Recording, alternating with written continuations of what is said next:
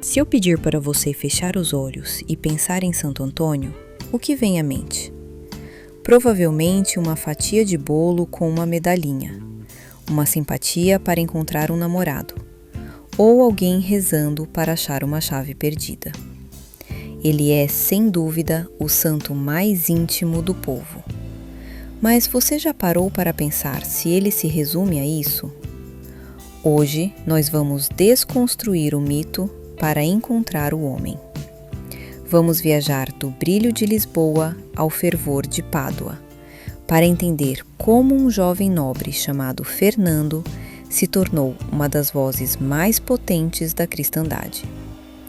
Prepare-se, pois a verdade por trás da tradição é muito mais fascinante do que qualquer lenda popular. Para entendermos Santo Antônio, precisamos primeiro olhar para sua mente. Longe de ser apenas um milagreiro místico, ele foi o que chamamos de doutor evangélico. Antes da túnica marrom dos franciscanos, ele mergulhou na sabedoria oculta das bibliotecas agostinianas. Fernando era um prodígio. Dizem os relatos da época que sua memória era tão vasta que, se todas as Bíblias do mundo sumissem, ele poderia ditá-las inteiras. Curiosamente, ele nunca planejou ser um grande professor. Sua entrada na Ordem de São Francisco foi um ato de humildade extrema, querendo ser apenas um cozinheiro ou um irmão de serviços braçais. Mas a luz da sua inteligência era forte demais para ficar sob o alqueire.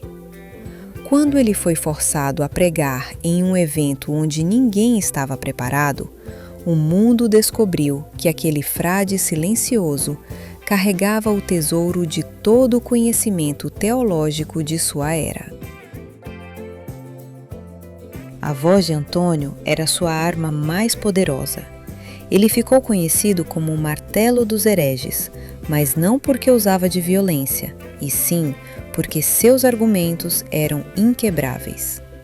Ele tinha a capacidade rara de transformar teologia complexa em algo que o camponês mais simples conseguia entender e amar. Quando ele falava, as lojas fechavam e a cidade parava. Uma curiosidade impressionante que sobrevive até hoje é o estado de sua língua.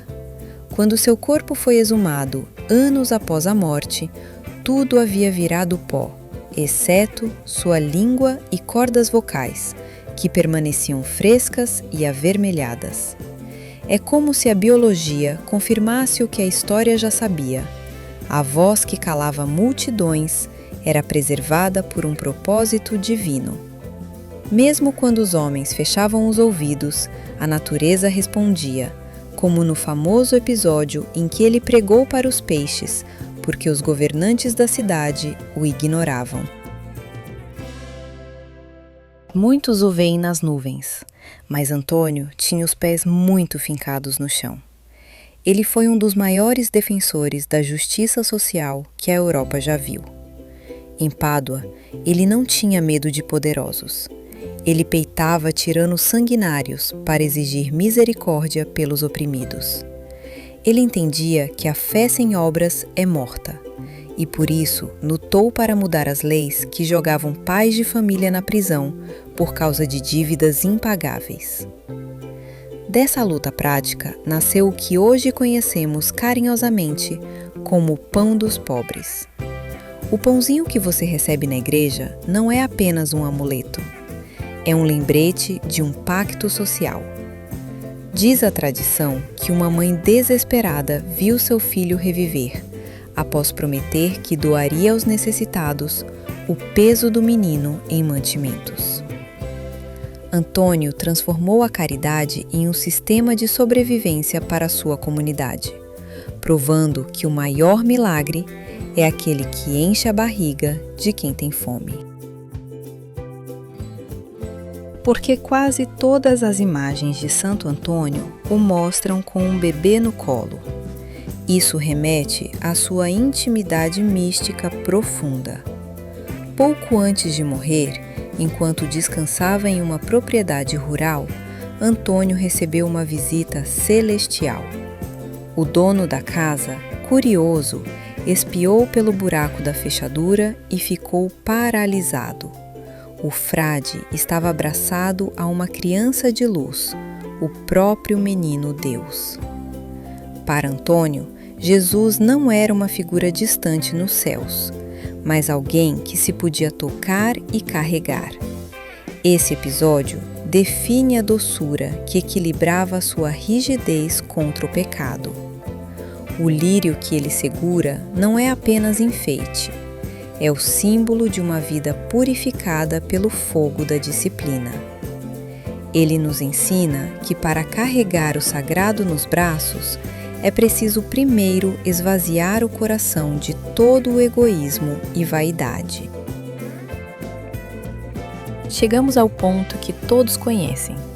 Como o grande intelectual se tornou o santo casamenteiro? A resposta é mais pé no chão do que você imagina. Naquela época, o dote era uma barreira cruel. Sem dinheiro, uma moça não tinha futuro. Antônio, agindo como o verdadeiro protetor das famílias, usava seu prestígio para arrecadar fundos e garantir que jovens pobres pudessem se casar com dignidade. Ele não estava fazendo mágica para o amor aparecer. Ele estava removendo os obstáculos sociais que impediam o amor de prosperar. Com o tempo, essa ajuda prática virou lenda e as pessoas passaram a pedir o impossível.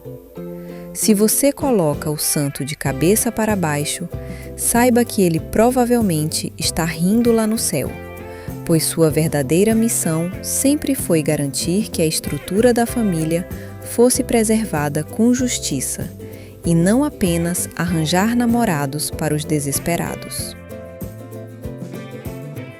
Santo Antônio é muito maior do que qualquer mito ou simpatia.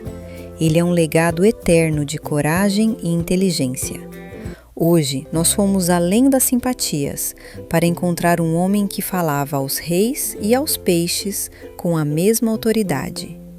Ele nos mostrou que a fé não precisa ser cega, mas deve ser instruída, e que o amor não deve ser apenas um sentimento, mas uma ação que transforma a sociedade.